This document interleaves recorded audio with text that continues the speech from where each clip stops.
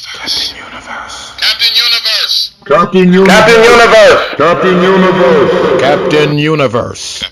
Captain Universe. Captain Universe. Captain Universe. Captain Universe saved my life. He saved my family's life. And so for that, I'm so grateful for Captain Universe. You do realize he can do anything. You understand what this means, don't you? This is Captain Universe, the most powerful being in existence. I thought you Captain Universe.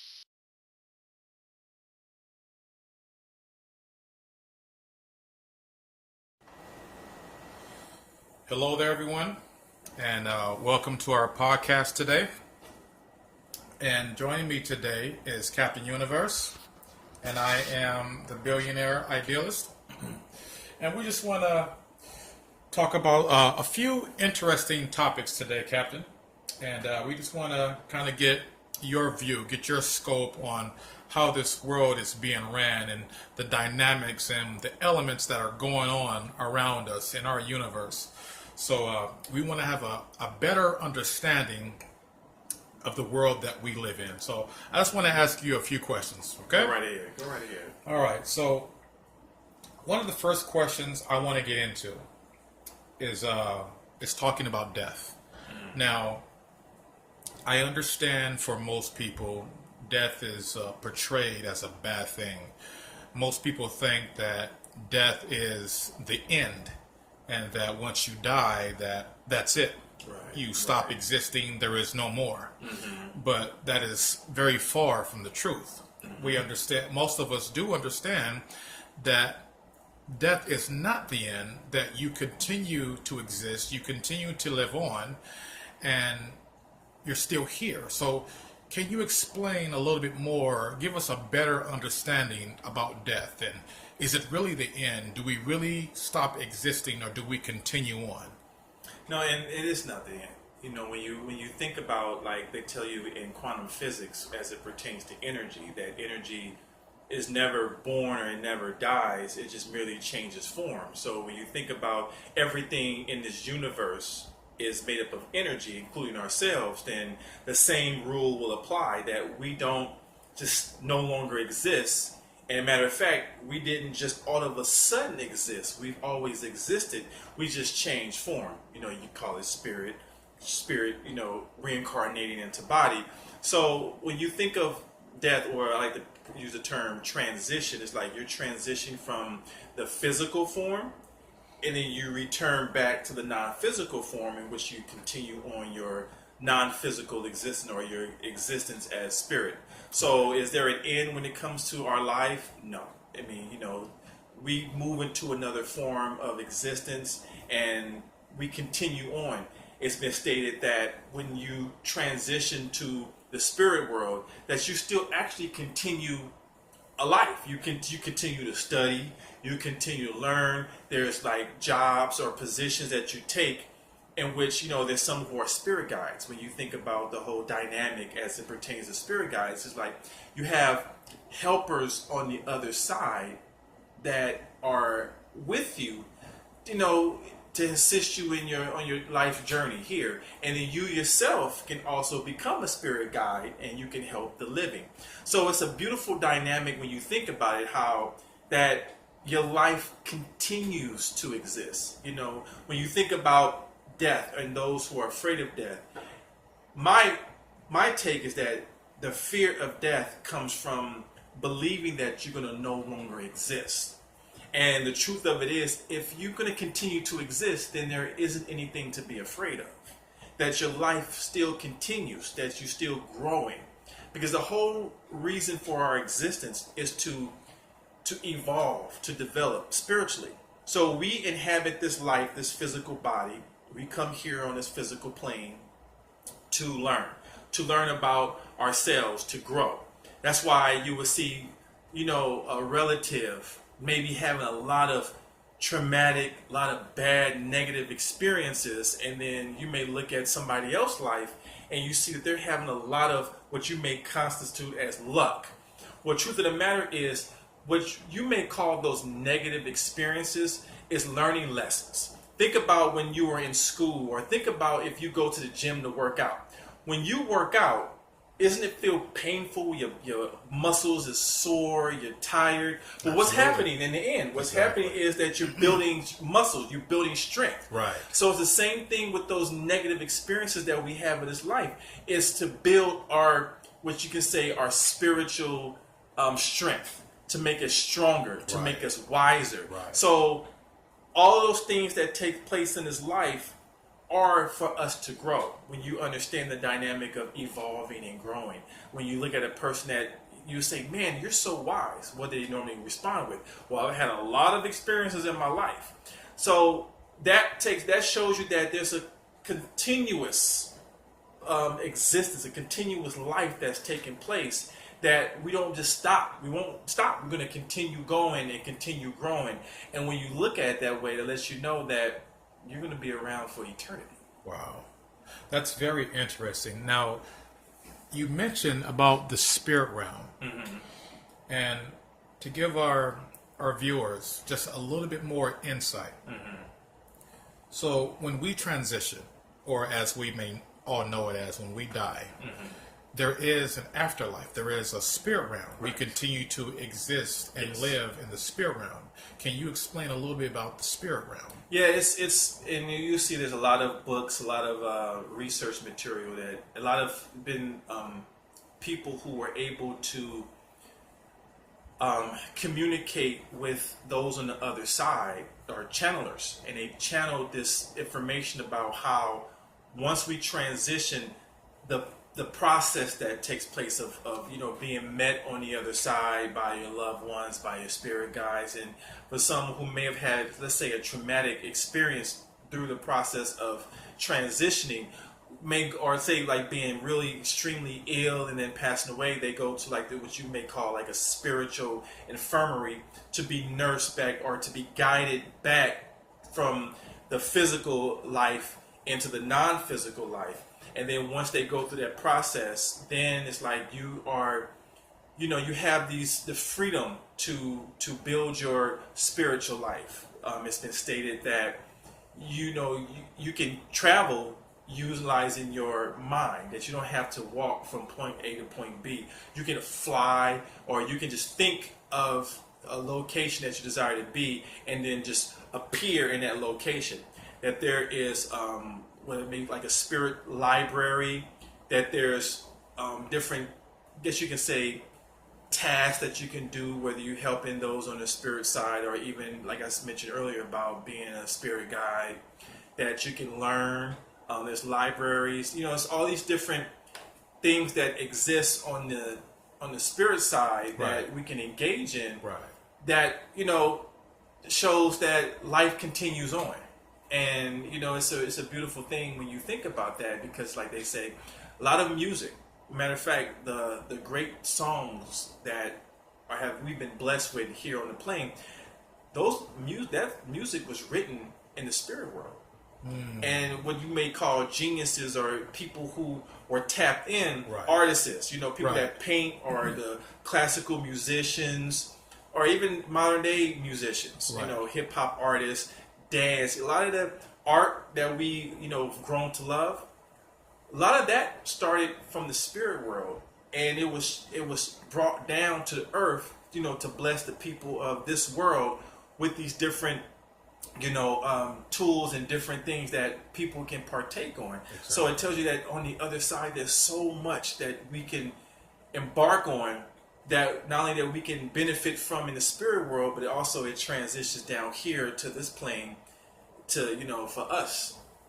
Wow. So it's a beautiful thing. That's interesting. So does that mean that because of the spirit realm, does that mean that we have spirit guides, we have guardian angels, we have a higher consciousness, we have ascended masters? Absolutely. It's when it comes to the dynamic of spirit, there's so many different levels to it. Whether you have archangels, angels, you have your ancestors, people, your loved ones, that your mother, father, aunties, uncles, grandparents, you name it, people that or connected to your bloodline or your spirit line that are now on the other side, but because of their familiarity with the physical world, they are like guides or tools that you can access, that you can tap into, and they will help you out. They will help you out. You know, there's I know a lot of people that they've lost loved ones that they still remain in this communication with. You know, as you can say, it's like, you know, what people may look at as these coincidences or these so-called random events, what actually connections to the spirit world. They're like, okay, yeah, my mother, I smell her perfume, but she's been dead for 20 years, but I was just thinking about her and I smelled her perfume. And that lets you know that's their way of communicating back to you to let you know that they're still around. I mean, there's infinite ways in which messages come across. You know, angel wings, there's, you know, these synchronicities or these patterns and numbers that people have been seeing a lot more. You know, the 111, 222, that's been considered like angel numbers, which lets you know that the angels are around you. People, when you find pennies, you find coins in these odd places. Okay. Like, women, where that coin? Those are messages. And what I've grown to do to share with you is, when I first heard about, like, when you find a penny, that's a message from the angels. I thought that was fascinating. So when I thought about that, I was like, wow. And of course, you know, I found pennies in the past, but I never really paid attention to it. So then when I gained insight into this information about, you know, finding coins or finding pennies, I would find pennies and then I would look at the date. And then when I look at the date, I will just go online. You can Google this. Just type in angel number, and then whatever the year of that penny is, type that number in. 1985, 2000, and then it's going to take you to some websites with the search engine. And just click on it and then read what it says. Because I've had experiences where I had a question like, man, I hope, because I'm writing a book, and I'm like, I'm hoping that what I'm doing is going to benefit other people. And the next thing you know, I will find a penny and it will have a date. I'll look it up and I will, you know, see angel number 2006 or whatever the case states that the angels and ascended masters are with you and to continue on the course that you're on, because it's going to bring about prosperity and abundance and you're going to help a lot of people. Exactly. So things like that, I like to share that information because it lets you know that, number one, you're not alone in this life. And also that when you need guidance and you need answers, that they're always around you. And there's so many different energies that are here to help you. Angels, you know, especially your ancestors, you know, people that your loved ones that's passed on that are familiar with this life. You can use them. Just people. Interesting. Create an altar. You know, an altar, it doesn't have to be something immaculate. Just, you know, a spot that you consider like associated with your loved one and put their picture up. You can put up something that they may have liked when they was living. If you know, your grandfather liked, you know, Now-Laters, you know, you just put some Now-Laters on your altar with flour and different things like that. And, you know, every now and then you just walk to the altar and just do like a little prayer position bow. And just when you think of your loved ones, it's like you're keeping that two-way communication line open, that you can then receive messages back from them. A lot of times you may wake up with this, like, that you had an odd dream. Like, oh, that was a weird dream. I had a dream about my grandfather. You know, a lot of times those dreams are not just dreams. Those are communications from them on the other side. And the ascended masters like Kuan Yin and a lot of others who have reached this high level of spiritual enlightenment that are endowed with the gift or the desire, the ability to really help us here on the planet. So there's so many different energies, divine energies that are out there that are available for us because, you know, yeah, it can be really challenging in this life. You know, we deal with things here and there. But the beautiful thing to understand is that we're not alone, and that we can call on that these different energies, that they can come into our frequency and they can assist us. And it's a beautiful thing when you know, embrace that. When you embrace that it's possible, and absolutely it is. Wow, that is amazing. That is truly amazing. Now, in the spirit aspect, just to give our listeners and our viewers a little bit more insight, do we age in the spirit realm? Is there a race in the spirit realm? Do we actually feel any pain? Do we get sick? Can we interact? If we are in spirit realm, can we interact with physical people? How does that work? Yeah, absolutely. And when you think about it, when it comes to things like race, like say here in this dimension, you race, color, height, Right. names. Those are just really just ways to distinguish person A from person B. Right. And so understand also that when you're in the spirit world, you can appear in different forms. You're not stuck in one. Because if you think about, if the energy never dies and it's always evolving, it's always moving around, and if you had multiple lives, Right.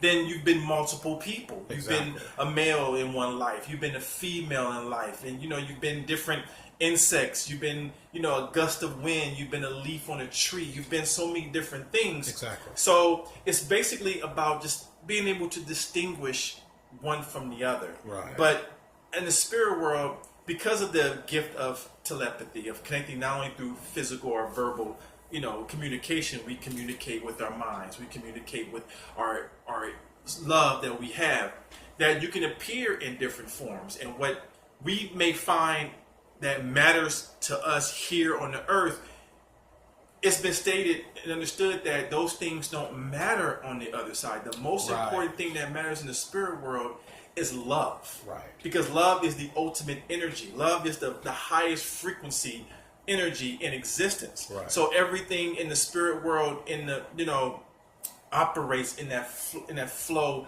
of love. Now, yes, I've heard different stories of that there's different frequencies in the spirit world. There's a lower realm, and then there's different upper realms and things like that. But even in that, understand this: that what has been called as hell is not the hell that we look at as the devil, brimstone and flames, and it burning to eternity. Because let me ask you a question: if you believe that there is a God, Right. you mean to tell me you believe that the God that you worship, that you believe in, the Almighty, would want His children to remain in eternity in a place in flames and pain? Exactly. Because when you read the Bible, it talks a lot about forgiveness. But you're telling me that we're supposed to forgive our fellow man, but the Almighty does not forgive. And the decisions that we make, those are our decisions. Right. And again, it's about understanding that this is lessons that need to be learned here. And so the hell that's been spoke of, it's been the research and investigations, a lot of books, a lot of material talk about when it pertains to hell, is that if you were in this life and you struggle, and I mean you struggle like suicidal, Right. but you just could not function in this life. Yeah, and they say you committed suicide. Well, you transition to the other side, but you can carry that energy, if you will, with you. So now you're in this let's say this lower vibrational state in the Right. spirit world. Exactly. And so you're going to be existing in what we would call like a lower frequency spirit realm. Okay. Yeah, it's called in hell, but it's not the hell in terms of flames and brimstone. It's the hell in terms of your own mindset or your own Right. frequency that you're operating on. Right. Right. Makes sense. So when you're in that state or that frequency, there's always the angels that are right by waiting for you to decide that you want to now move on to the higher level. So that tells you right there, we have free will here on the planet. Right. And we also have free will on the other side, in which we can decide that this lower frequency that we're existing in, we no longer want to operate here. Right. And in that moment, you're now transitioning to the higher vibrational frequency realms in the spirit world, and then which we would call the heavens. And there's different levels and so on and so forth. So there's so many different dynamics at play, but how beautiful it is to think that you can take part in any of these dynamics if you choose to do so. Wow. Okay. Wow, I like that. Okay. Now, do we have spiritual parents, or Well, yeah. Do we have spiritual parents? And because I know here on Earth we have our physical parents, and what I've heard and things that I've researched and studied on, that we have, for one, we have definitely chosen the life that we're living, regardless of whatever the circumstances may be. But we also choose our parents here too. We choose our circumstances. We choose everything here. So is that accurate? Yeah, you know, you understand that we're part of a soul group. Right. And within that soul group, you have different dynamics in the spirit world, as you do here, where you have your physical mother, father, you have brothers and sisters, and you have family and friends and neighbors, and so on and so forth. Right. But no matter where we go, we're always a part of this community. So when you think of it from a spiritual standpoint, then we have what we would consider our spiritual community. Now, there you have your divine parents, and they are already chosen. It says when we're here in the physical form, it's our duty, as you will, to discover what you can when you want to. You discover who your divine parents are, and you discover your divine name. You know, and there's so many different dynamics at place there. But when you start to dig in deep, you discover that people that you reincarnated with, where there was an agreement on the other side to reincarnate and to take on that particular role. Right. And that the people that help you, you know, in this life, it was a part of your journey. It's like you encounter maybe, say, a boss that at your job that is, you know, mean, that you would say, treating you like, you know, garbage. You're like, man, I can't stand it. Why they always single me out? Right. Believe it or not, that's a part of a soul group that was their role, was to, like I said, working out, building those weights to help you get stronger. Exactly. So we have divine parents, divine, you know, families, soul groups that we incarnate with or that we belong to. That is all a part of the whole process of us evolving. And to think about it, because we're talking about universal consciousness, it's like when you learn something, when you gain insight through meditation or through reading or having an aha moment, Right. it's not just benefiting you. Your whole entire soul group or even the mass consciousness is also being elevated. So when you rise up another notch from your gaining awareness or insight, you know, spiritually, you're raising up the consciousness just that little bit more. You know, you think of the 100 monkey theory of, Right. you know, the 100 monkey, when they got to the 100 monkey, all the monkeys had the same, they were doing the same thing. Exactly. That same thing applies to us. Like, think about those moments where you could have been sitting down watching TV or at a park or driving on the freeway in Right. traffic. Right. And all of a sudden you got hit with this insight that just popped into your mind. You was like, oh, I just had a moment. I just thought about something. Think about how beautiful it is to think that you had that moment because somebody somewhere else read something, had an aha moment, and thought about it, and that pinged across the whole entire universe, and then you picked up on it too. Wow. So that happens here, and it also happens in the spirit world because we're a collective group. Wow. Okay, so talking about the spiritual aspect. So if we are spirits, then that means we're not human, right? The physical vessel that we are currently in, that's not who we are. Our true form, our true nature would be spirit. Is that correct? Look at it this way. This is one of the ways I like to look at it. When you're on the highway driving, Right. and you see all those cars, you would say, oh, did you see that Dodge Charger drive by?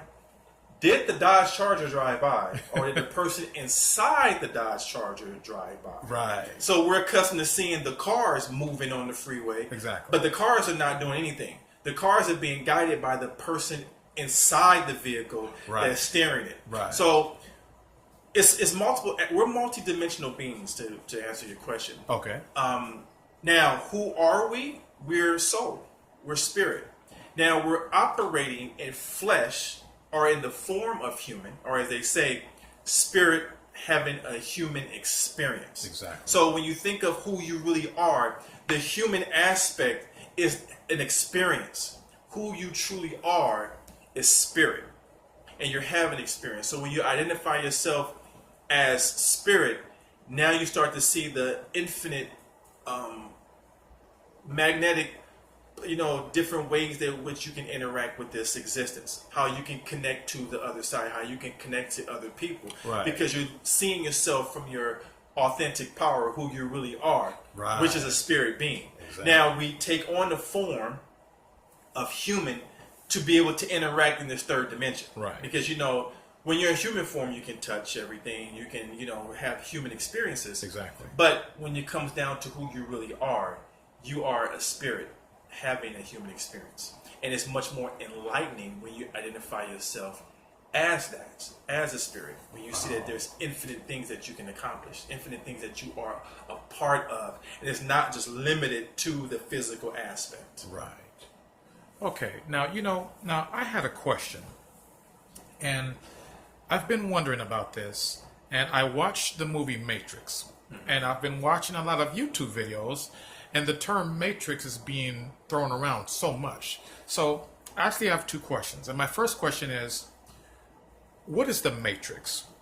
That's my first question. When people say, "Oh, we're living in the Matrix," or this universe, this realm that we live in, this is called the Matrix. For those of us who are awake, we are very much aware of the Matrix. What is the Matrix? For those who don't know, what is the Matrix? It's what I would consider a third dimensional, systematic, materialized aspect of this existence. Okay. It's fancy terms, but it just breaks down to it's matter. It's like we live in this systematic material realm, Right. And they just give it a name as the Matrix. But as you well know, it's much more to it.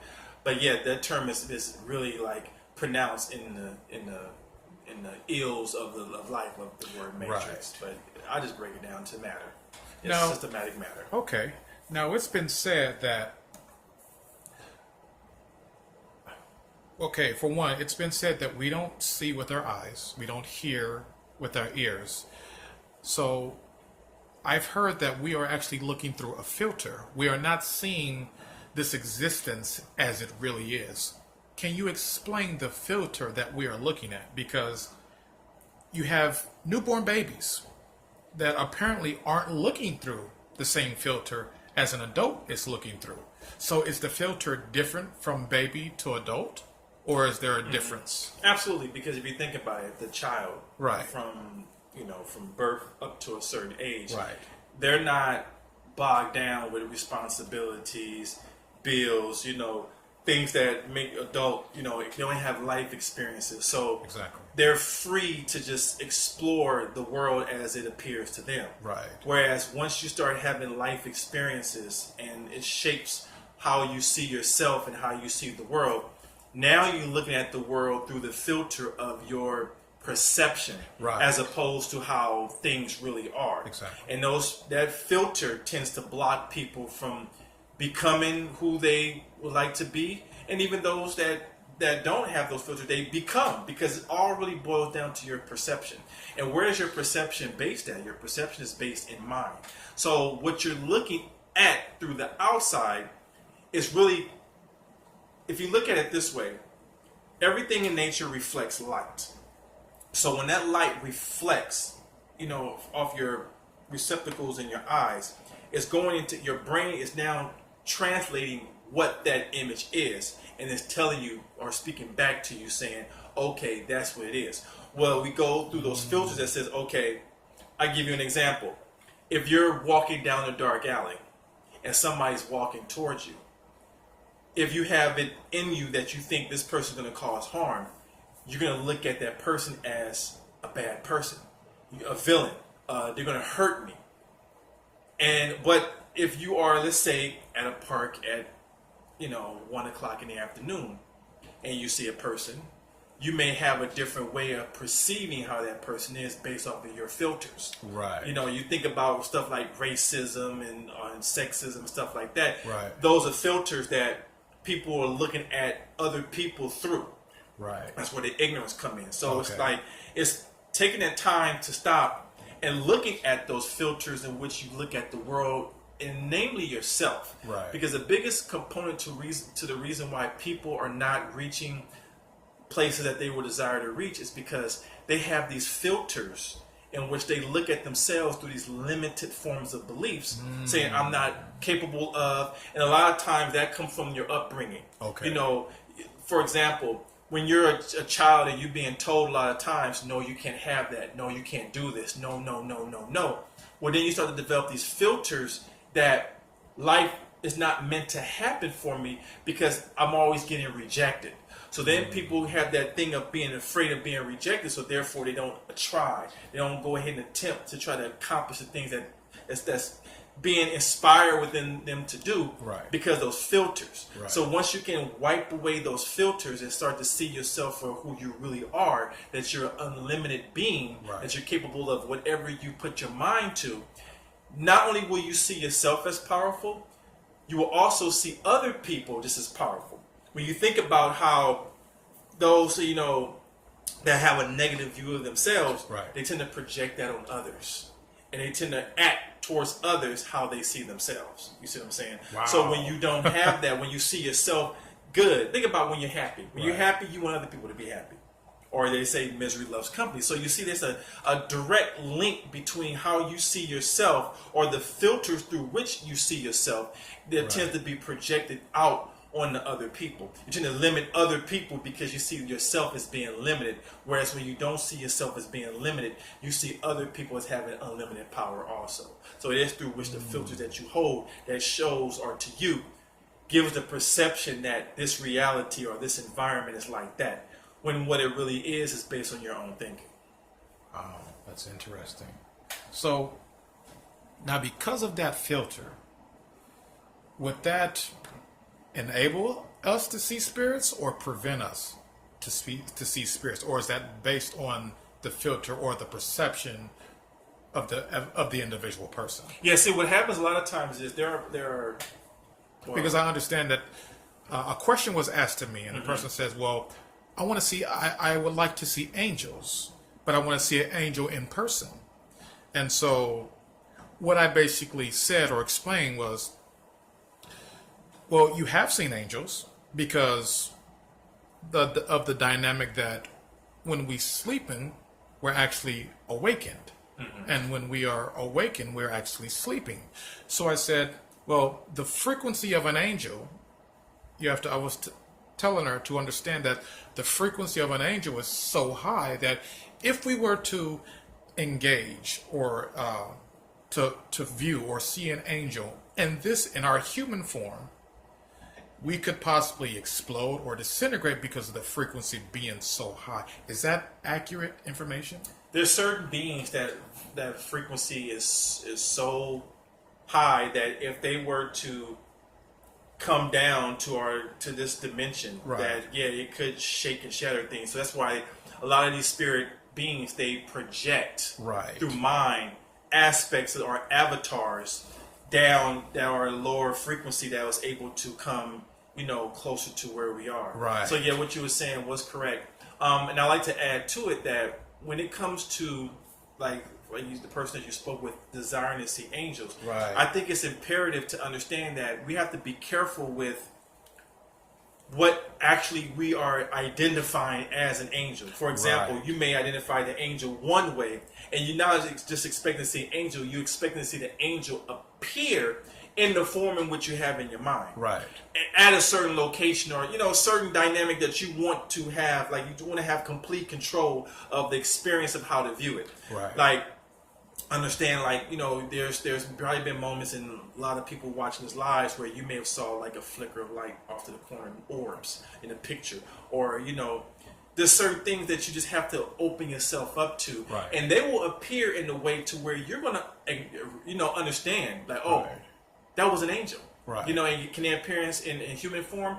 Absolutely. Absolutely. And it's like, it just takes us being open-minded to understand that when you will recognize that you're in the presence of something that's divine. Right. Because the frequency and your own intuition is going to connect with that being that lets you know that you're in the presence of something that's beautiful. Right. And like I mentioned earlier, dreams and stuff like that. So when it comes to desiring to see spirits, you can. And a lot of times what happens is we may consciously want to, but it can still be in the auric field of that fear. Right. So, and they can be aware of that, what's in your energy field, and says, okay, they're constantly want to see, but I can still see they have that fear.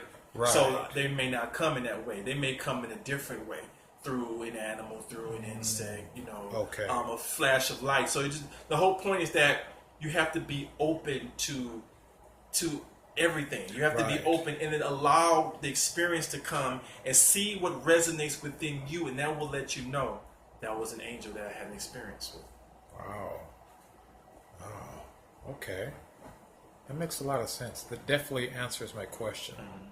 Now, I just want to touch on a few more things here, then we're going to close out. Now, I would believe it to be a huge thing with most of humanity in the world. And most of us say, well, I pray to God and the Creator. And when we pray to God. And I've also heard through my research and my studies that, yeah, you can pray to God, you can pray to the spirits, you can give homage, you can give thanks and praise.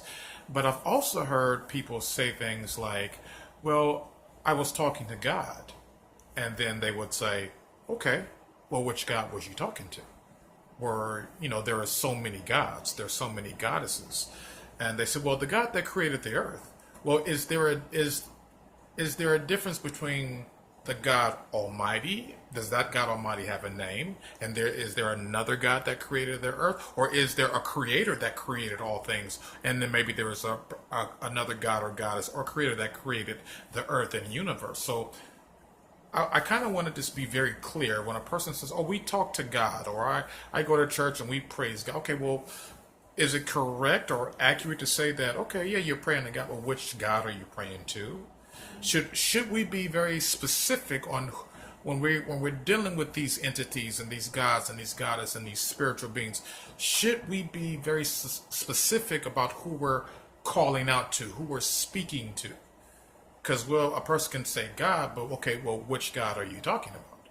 And as I believe, as collective consciousness, most people say, oh, well, the God that created heaven and earth and created mankind. Is there a difference?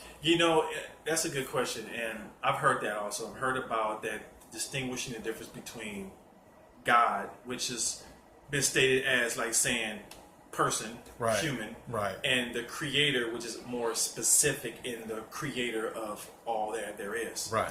And how, it's, if you're speaking to God, meaning the creator, right, then you specify by saying that you were talking to the creator, because when it comes to the word God, because there's many gods and goddesses, that it could be referencing, numerous, you name it.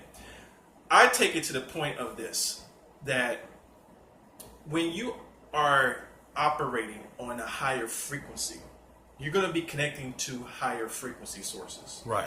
So yes, I've heard the God creator conversation, but I also add to it that how you live your life. If you live your life on a higher frequency, meaning living your life with joy, passion, love, because you're going to be operating on that higher frequency, that if you just use the word God, you're going to be connecting to sources of a higher frequency, because it's based on where you are at. Right. Now, if you tend to waddle back and forth from one moment you're joyful, you're happy, another moment you're negative. So think about what happens when you operate on the negative frequency and you say God. Now, if God has been terminalized, or is termed as generalized, I guess you could say, then and you operate on a lower frequency and you say the generalized word as God, then what would you be attracting? You will be attracting to you something that's operating on a lower frequency. Right. So it's not just in just the terminology of God and creator. It's more so the importance, I would say the ultimate importance is identifying the frequency in which you habitually, exist on. What are you doing throughout the day? How are you feeling mostly throughout the day? What are you thinking? Are you thinking in terms of positive or negative? Right. Beneficial or detrimental. Right. So those factors play a huge role into the experience that you have in your life, Because when you're operating on these lower frequencies and you calling out on something, then it tends to be connected to the frequency in which you're operating. Right. Because I can't see a person operating in a joyful state say the word God and a low level entity appear. Right. So it's Makes the sense. most important thing is the frequency. Now, with that being said, Creator always is going to be operating on the higher frequency. So it's like you're going to be inducing more of a connection with the Creator when you say you're not feeling good, you're feeling in a negative state, and you says, "Okay, Creator, help me." You know, that is going to help you or connect you to a more of a higher channel. That's a part of it too. Okay. But the most important thing as it pertains to this is looking at what frequency you're operating on. In other words, how are you feeling?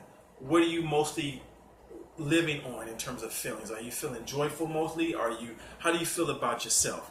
Because those things are going to have a more of an impact on your life than the word that you may spew out your mouth. Right. Because that's what ultimately creates your life, is your habitual way of thinking, your beliefs, and how you're feeling. And that's the most important thing. That's true. So we're going to get into our last question. It is said that this particular state right here, most people say, "Oh, we are awake." Okay. But I've also heard that this state right here is, no, we're actually in the dreamland. When we go to sleep is when we wake up. But when we are awake like this, we're actually sleeping. We're like sitting in the matrix chair. So are we, right now, at this current moment, are we sleeping? Are we in a dream state? And then when we go to sleep, will we wake up to what's really, what life really is? So when we awaken, so when we are sleeping, we're actually experiencing what's real. But as we are awake here, this is just a matrix. This is the dream state. What is this here? Well, think about this. Like, we grew up and we were taught that when you're awake, this is life. Right. And then when you go to sleep, you're in a limited dream world. Like, Right. you have a dream, you wake up from the dream, and you talk about your experiences as if you remember the dream. Right. Well, when you understand that your life is immortal, that you're infinite, the dream world is the other way, where it's like you're going to the infinite realm, and then the limited life that you're living is the dream world, because this is where the limitations are. See, Right. we thought the dream world was the limitation, Right. but the life that we're living is limited. Right. The world that we go to in the dream world is the realm of the infinite, which is the infinite world. That's where we connect with our ancestors, our loved ones, and the angels. And that's the real world. Right. So that's why it's stated that right now we're asleep, and when we go to sleep, we wake up. Because you're accessing, you're tapped into the infinite intelligence. Right. The world, the real spirit world, is what you access when you go to sleep. And when you are awake, you're awakened to the limiting life called the human experience. Wow. Well, thank you so much, Captain Universe. We definitely appreciate you sharing your thoughts and your insight with us, your knowledge. We are always welcome. We are always eager to hear what you have to say, because you are Captain Universe. And so, is there anything, before we end, is there anything that you would like to share with our viewers right now? Sure. For those out there who are watching, I want you to take time each day, the moment you wake up, and right before you go to sleep, and connect to yourself. And what I mean by connect to yourself, I mean get quiet. Find a quiet place where you're not disturbed, and have a moment to yourself, a loving moment to yourself. See, there are a lot of people out there that tend to try to bring happiness to other people and forget about their own self. But you have to understand, you can't make your environment happy unless you're happy within.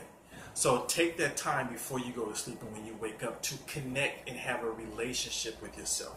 A quiet moment where you just feel yourself and tell yourself how much you love you and how much you appreciate you. See, we were taught that it's selfish to think about ourselves. But all we do when you think about it is think about yourself, because you can't go inside anybody else's mind and think about them. You only think from your perspective, from your angle. So how do you see yourself? Do you see yourself as good? Do you see yourself as not so good? Do you see yourself as smart? How do you see yourself? Because remember, how you see yourself dictates the life you're going to live. There's people that complain about, being mistreated by other people. Understand, the mistreatment that you're seeing outside of you is coming from the mistreatment that's taking place within you. When you neglect yourself, you're going to be neglected by other people, because this external life, this matrix, is a reflection of your internal reality. Wow. So it's always important to go back and look at the internal reality. Look at the film reel that you are projecting through light out on the screen. And if you don't like the movie you're looking at on the outside, change the film. And how do you change the film? You identify what's inside of you. You connect to yourself. You love yourself. And don't worry, everything works out when you believe in yourself. You've been born and blessed with a great power that no one, no spirit, no demon, nothing can take away from you. You're born with it. It's a part of you. It's always going to be there. Look for it. Recognize your authentic power, and then live your life to the fullest. You can do it. I believe in you. Go out there and just trust in your capabilities. You've been blessed with a power that you can do whatever you desire. Because think about it. Why did the thought even come to you in the first place? That because you are capable of it. If you weren't capable of it, the thought would have came to you. So trust in yourself. Search and discover your authentic power, and live your life with the ultimate magical passion that you've been blessed and born with. And with that, bid you adieu. Thank you, Captain Universe.